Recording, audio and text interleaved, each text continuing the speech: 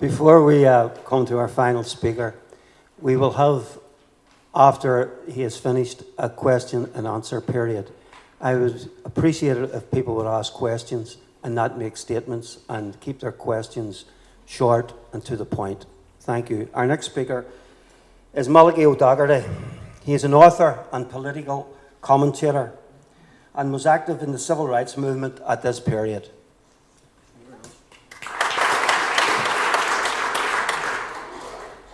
Thank you very much for the invitation to speak here today, Mickey. I'm very pleased to be here, and I also, it's lovely to hear about Frank and Rebecca.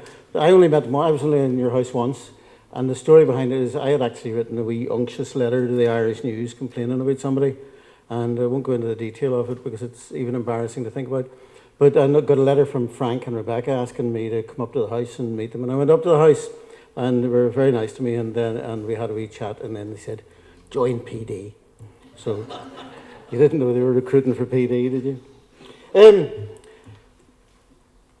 I come at this from reading, from research involving interviews with activists, to some extent from memory as well, and so I'll try and take a thread through things. There will be people here who will know much more than I do about the IRA of that time, or the Republican movement of that time, and I'm here with a willingness to learn as much as in a hope of some of my ideas being tested by you. To think about the IRA Republican movement in 1968, say, I think we know, for instance, that they were very much involved in the stimulation or sponsorship of the Northern Ireland Civil Rights Association. That has been written out of the story, or it has been reclaimed by Shinners, as the Provost, as part of their story. And I also think one of the things that we didn't mention when we talk about why it's been put out of the story isn't, if you raise the reminder that the Republican movement was deeply involved in that movement, then people think you're sounding like Nelson McCausland, and they think you're sounding like a unionist and you're letting the side down in some way. It's a simple statement of fact that the Ard Comhairle of Sinn Féin was deeply involved in the preparations and the stimulation of the Northern Ireland Civil Rights Association, alongside groups like the Campaign for Social Justice, Derry Housing Action Group, the Communist Party, and so on. There were people in the Ard Comhairle like Maureen de Burca, I've spoken to. Roy Johnson was one of the main theorists behind the idea of why Sinn Féin, why the IRA should commit itself to a civil rights campaign. Johnson essentially had what he called the theory of stages. The idea being that you had to have a mass movement, you had to have political action on the streets, and then you would move through various progressive stages of reform, and some people would follow you to the next stage and some wouldn't, but ultimately in that progressive, meaning progressively stepped way, you would arrive at a socialist United Ireland with the Protestants on board, and that was the idea. And that was why they were, for instance, very keen to have Betty Sinclair and Andy Barr on the executive of NICRA, because they were communists, but based within the Protestant community with connections to the trade union movement and the big industries of East Belfast. The IRA basically was encouraged to vote to join NICRA. IRA members were told who to vote for in some of the meetings of the electing members of the executive. Members of the IRA were given instructions to vote for Betty Sinclair, and some of them were quite disgruntled about that and thought that as good Republicans and Catholics themselves, some of them, that they shouldn't be voting for a communist. But that was how it was done. In fact, I believe at one of the elections, Gerry Adams was one of the tellers. So let's look at where the Republican movement was at that time. We know that the Republican movement split apart in January of 1970 after the cataclysm of August 1969 and so on. But I believe, and this is from conversations with Rory O'Brady and others, that the outlines of that divide within the IRA were clear a year earlier. There were people, certainly, Roy Johnson had been elected onto the Ard Comhairle with the huge support of Cathal Golding. I think Cathal Golding basically told people to vote for Roy Johnson, get him onto the Ard Corla. So there was Maureen de Burca as part of the Dublin Housing Action Group on the Ard Corla. You can tell by the way that you can know an awful lot more about Ard Corla meetings of then than you can of today. But Maureen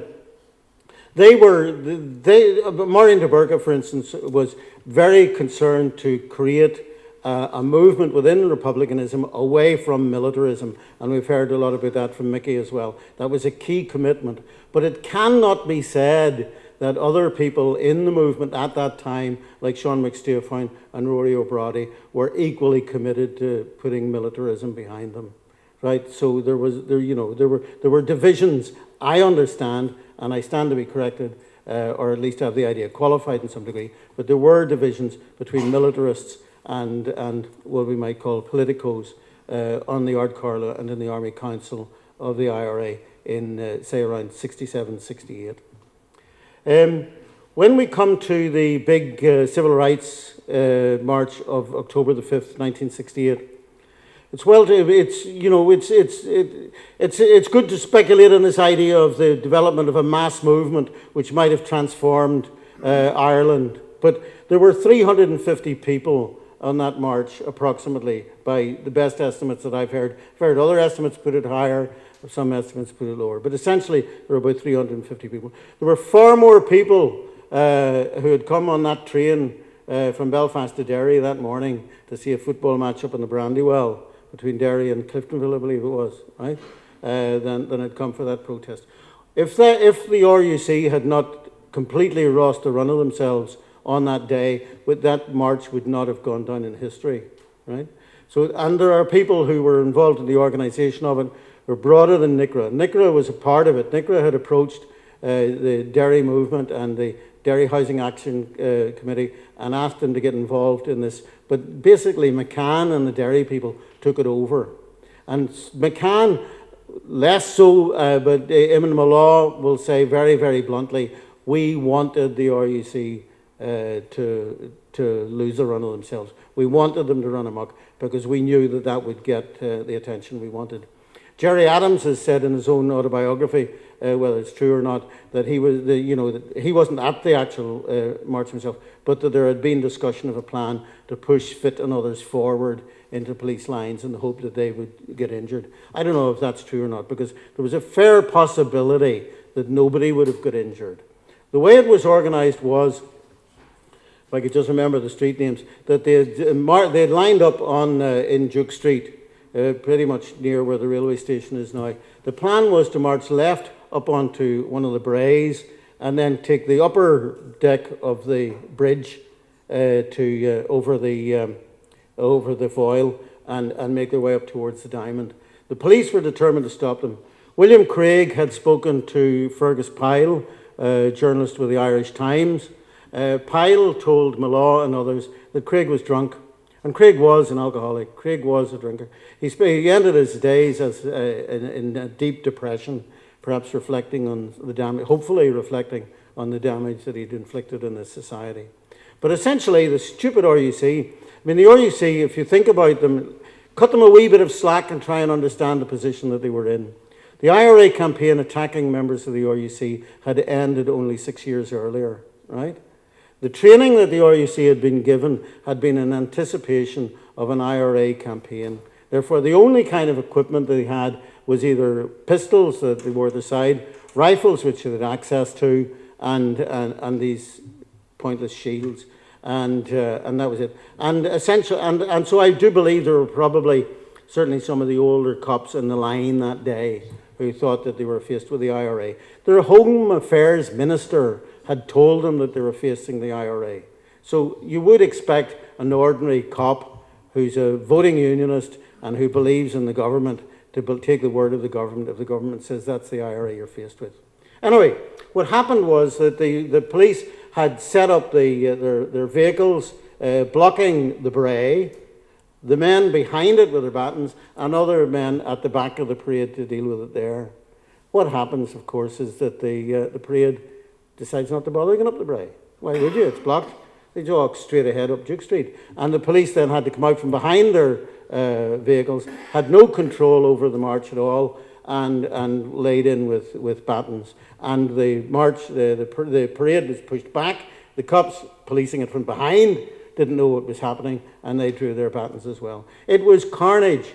The figures given for the number of people with head injuries alone on that day was something like 77. If you think that there was 350 people in the parade, that's about a quarter of the people, or just under a quarter of the people who were actually on the parade took head blows from police batons on that day. So it was horrific. But it would not have become the stimulus to a huge political action and to global attention on Northern Ireland had the police not run amok, essentially. Right? So the police had behaved stupidly in their own interests, let alone in anyone else's interests. The police had advised the Home Affairs Ministry that they simply didn't have the resources to deal with major riots. They'd had some experience of rioting in the 60s. There were 2 riots on the Falls Road in 1964. One was Linfield supporters who used to basically go down to Windsor Park, cutting across the Falls Road, believe it or not. They did. And they, after perhaps disgruntled by losing, ran amok on Raglan Street, smashed windows. And then there was the riot that so many of you were probably taking part in October 64 in Liam McMillan's or Billy McMillan's election campaign. And then there was the Easter 66. But essentially, you had a police force which was in no way equipped for this. It's part of the story told by civil rights that we had a brutal police force, like the cops in Chicago, at the Democratic Convention, like the South Africans. We hadn't. We had a ham-fisted bunch of louts who thought that essentially if they lined up across the street and kept their peak caps straight, then that unruly peasants would obey them, and that's not what happened. So, what role had the IRA in that? Betty Sinclair, as a member of NICRA, was late arriving at the parade, I understand, and the police gave her a chair to stand on so that she could address the crowd and ask them to disperse, or at least to sit down and not to make any trouble. McCann wasn't having any of that. McCann got up on the chair after her and said that he was going up to the Diamond, and anyone who wanted to join him was welcome. And the Young Socialists then started throwing their placards at the police. So it's true the NICVA, the Civil Rights Association, was committed to peaceful protest. Sinn Féin, most of the Ard Corla were there. Tom Williams was there. Thomas McGillough was there. Maureen de Burco was there. Cathal Goulding wasn't there. Apparently his car caught fire leaving Dublin that morning, which seems to potentially trigger off a round of Johnson's motor car. But that's what happened. What we get after that is this huge upsurge of interest in protest. You get a very big protest march later in Derry with large numbers there. You get PD and the Lennon Hall Street standoff.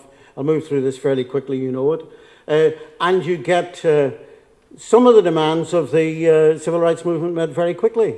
I mean, I was one of those sitting down on Lennon Hall Street getting my bottom wet the Wednesday after the October March, shouting, "Craig out! Craig out!"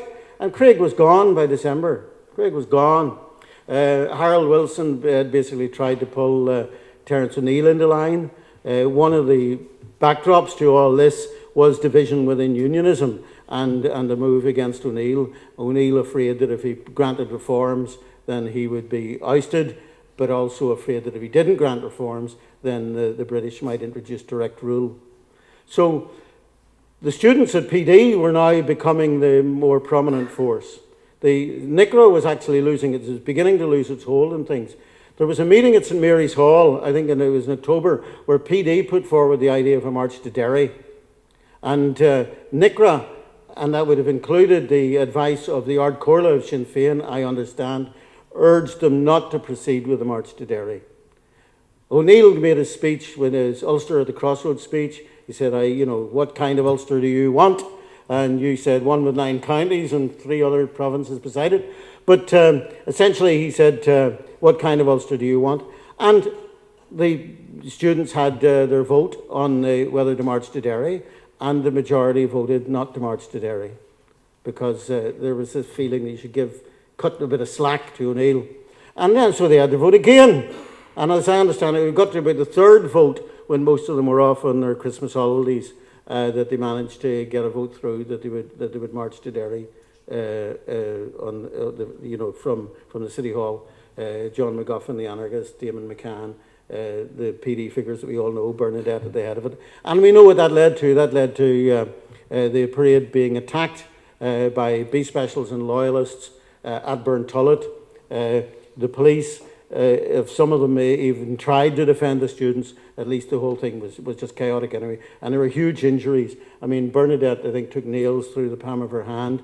There were people whacked over the head. There were people, I'm sure, here that were on that, and I wasn't, and we know a lot better than I did. And then they did get into Derry, and there was further rioting in Derry. The consequence of that was that the tempo changed. And 10 days later, you had a PD organised a march in Newry. They were organising marches around the area to try and get things going. And it's very funny, you can find this online if you like. Fife Robertson, how many of you remember Fife Robertson? The wee beard, the pipe. Remember Fife Robertson? No? Nobody's going to own up to remembering Fife Robertson. There's nobody in this room over 55 years old, right? Right? Okay, I get you. I'm the oldie. Right, thank you. Fife Robertson went down on a bus with Michael Farrell and the PD people, and they were all singing along, and they're all in their duffel coats. But these were the type of students who had long hair, but they combed it, that kind of, they weren't all that revolutionary radical looking anyway. And they were all singing, "We all live in a fascist regime." And basically, there were a crowd of student protesters who thought they were going to go out and have a nice protest, that had their bad time at Burntullet and things where we could maybe settle a bit. Newry went berserk. There was something like 6,000 people in Newry, and you can see on the little bit of video or the film that Fife Robertson did, the PD stewards trying to hold the line, hold the barrier, and basically the crowd just goes through chanting "Sieg Heil, Sieg Heil," and they turfed the police tenders into the canal and set some of them alight. One of the people that I interviewed about that was Harry Ferguson, who was the district inspector on duty in Newry on that day. You may be pleased to know that he is extremely grateful to you for throwing his tenders into the canal, because he got a whole new fleet of vehicles as a consequence. But that's just one of the little incidentals of history. So what you get to, you then get to April of 69. You've had the election with Bernadette Devlin taking Mid-Ulster because the Republicans can't make up their minds on abstention. You have Tom Mitchell as a Republican putting himself forward as a candidate on and you can correct me on this, but I think I'm right, on the determination that they would end the abstentionist policy and take the seat, because there was no point in treating a parliamentary election just as an opinion poll. The Republicans couldn't agree on that. Bernadette took the seat, and so on. The next election to the executive of NICRA, Betty Sinclair is no longer... I'm not entirely sure. Somebody can clarify me whether Betty even stood, because some have told me she didn't. But essentially, Betty didn't take the seat. Essentially, what had happened at that time was Sinn Féin had stimulated the NICRA development, but had lost control in Derry to the Derry Housing Action Group. And in trying to shore up the executive by the spring of 69, lost the initiative pretty much to PD, who were now in the running. Now, Roy Johnson then, who is now losing his seat on the Ard Comhairle. But Johnson has left us with a fantastic record of meetings of Ard Comhairle in which he has described the discussions around the NICRA and the protests. He quotes a letter from Desmond Greaves. Or a diary entry from Desmond Greaves. Desmond Greaves had a dinner, a party, or some event in his house, and Golding was there, Malachi McGurran was there, various others. I haven't got the list right in front of me. And the idea was put to the group in this discussion that things had changed. The plan to have a peaceful movement, mass movement, working in stages towards socialism in United Ireland, they'd lost the initiative in that, but there was now a serious potential for direct rule by Britain. There was a serious potential. You could knock down the Stormont government. When I spoke to Rory O'Brady about that, he says it was like viewing Stormont as a rotten door that could be kicked in.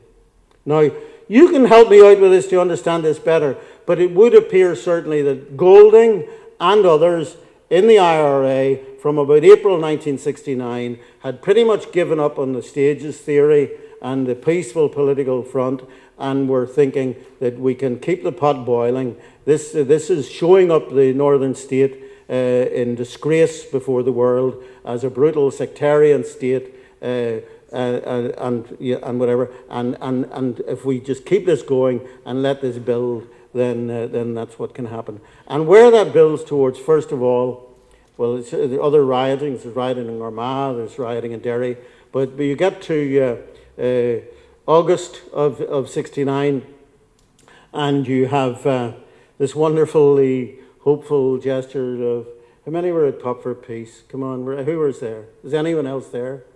None of you were at Pop for Peace. No one's going to admit that they were at Pop for Peace. I was at Pop for Peace. That's where the Orange Men now meet, out at Minnoburn. And the Marmalade were there, the Tremolos were there, Dave D. Dozy, Biggie McIntitch, Father Marcellus, they were! Father Marcellus from Ardoyne, Paddy Devlin, right? No slouch when it comes to basic political pragmatism, a hard-headed man. And Colin McClelland, a pop journalist, had organised this huge free pop concert, because what they had noticed was that Catholics and Protestants were beginning to mix in the discos of Belfast when you had this big lively scene, and they thought that in this context of society being torn apart, you could have this huge peace concert. And it seemed like a daft idea at the time. It seemed a dafter idea afterwards. But I mean, like 2 weeks later, they were doing the same thing at Woodstock, and people remember Woodstock as a great counter demonstration to the Vietnam War and so on. So maybe it wasn't such a daft idea. But the Pop for Peace concert coincided that afternoon with the Junior Orange Men making their way home up Peters Hill as it passed Unity Flats, and a mass riot on Unity Flats. You then get the question rising of what you do about the Apprentice Boys March in Derry on the 12th of August. And you get a defence committee forming in Derry to try and stop the march. That defence committee was started by the IRA. Eamon McCann, in his account of it in Warren and Irish Town, says Republicans set up the defence committee, took the top positions in it, and then allocated the lesser positions.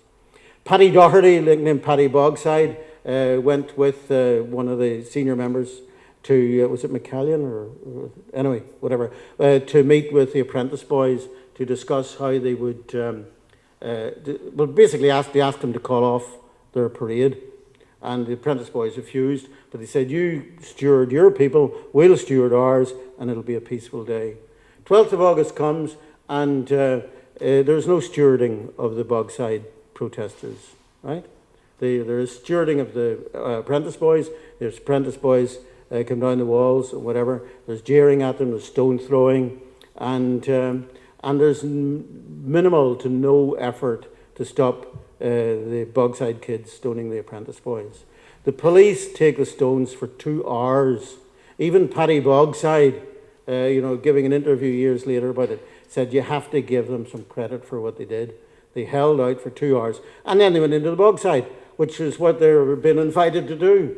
And you had this lunacy of the Battle of the Bogside for 2 days. Absolutely insane. But it was remembered as this wonderfully heroic revolutionary moment, when the people stood up to the RUC. Chichester Clark went to meet Jim Callaghan, the Home Secretary, and says, we can't cope. We need the army in. And Callaghan said, you're not getting the army if you're taking control of it. If the army stay under our control, then you get the army in, and refuses initially to let the army in. And you get this kind of carnival of violence for 2 days in the Bogside with the police being hammered. If you remember the old photographs of them, they're wearing these wee helmets. They're scooter helmets. They aren't even riot helmets. They're helmets that were issued for riding wee motor scooters about the place. And they get hammered and they get walloped.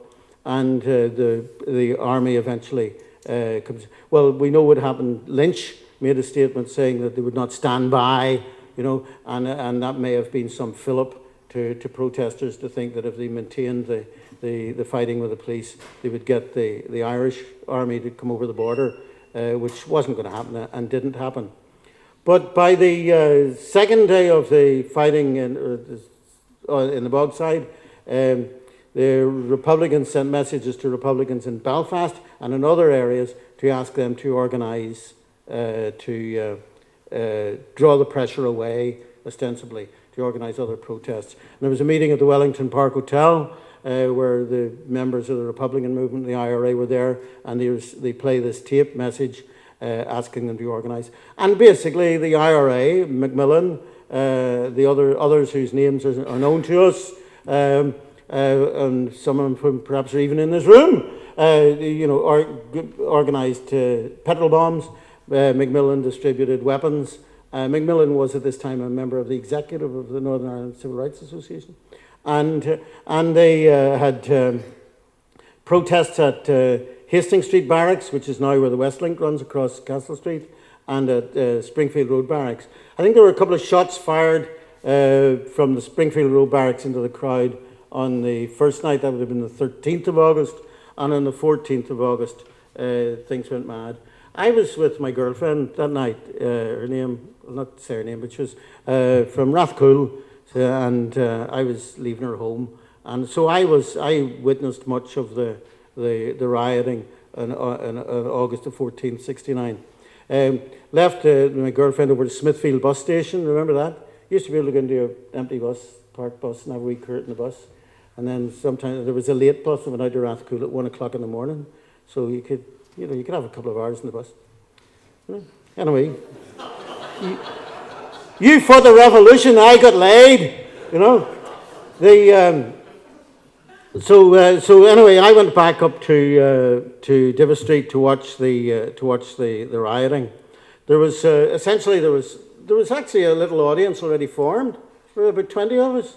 Just the town side of Hastings Street Barracks. There was the police in front with lines and setting up baton charges.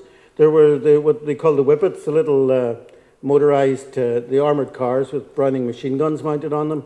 They would come in through Conway Street, Dover Street, and zip through the crowd to break up the crowd. And there was the petrol bombers, the rioters, on the other side attacking them. And there were a group of petrol bombers on the roof of Divis Flats, and what they would do is they would organise, at one point, for instance, they would drop a whole crate of petrol bombs down onto the road, and then when the police made a baton charge up, then drop a bomb onto it and set the whole thing alight and try and incinerate a few policemen that way. So by then what we'd got a huge upsurge of violence. There are different theories about what happened on August the 14th. If you read the accounts of it, certainly within the Republican tradition, it's described as a pogrom, and you would think, that essentially people were just sitting at home watching TV, the late night dirty movie on BBC Two, and suddenly the prods and the B specials and the RCC swept down on them. Whereas actually it was an organised battle, that had proceeded for several hours before the first shots were fired. It was an astonishing event. It is perhaps undoubtedly the only occasion in which a British police force has opened fire on civilians with Browning machine guns. But I think people didn't know what was happening. The RUC men in Donegal Pass radioed for help because they believed they were under attack. They weren't. There were no shots being fired over there at all. There were incidents of police firing on each other.